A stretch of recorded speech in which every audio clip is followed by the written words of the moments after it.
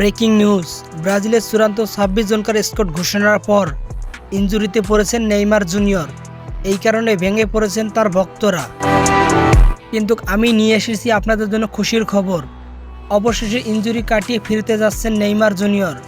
সান্তোসের হয়ে ইনজুরিতে পড়ার পর অনেকে ভাবছিল ফিরতে হয়তো আরও সময় লাগবে, কিন্তু না, ব্রাজিলের তারকা নেইমার এখন অনেকটাই সুস্থ। আর শোনা যাচ্ছে সামনের ব্রাজিলের প্রীতি ম্যাচে পানামা ও মিশরের বিপক্ষে আবারও মাঠে দেখা যেতে পারে ব্রাজিলিয়ান এই সুপারস্টারকে। এখন ফুটবল ভক্তদের এটাই অপেক্ষা, নেইমার কি সেই আগের মতো স্কিল, ড্রিবলিং, গোলের সেই ম্যাজিক নিয়ে ফিরতে পারবে? নেইমারের খেলা, স্কিল, ড্রিবলিং, গোল, এই কামব্যাক দেখার জন্য কে কে অপেক্ষা করতেছেন অবশ্যই কমেন্টে বলে যাবেন। ভিডিওটা ভালো লাগলে আর ফুটবল জগতের যে কোনো আপডেট নিউজ পেতে ভিডিওতে লাইক দিয়ে চ্যানেলটাকে সাবস্ক্রাইব করে রাখুন। ধন্যবাদ।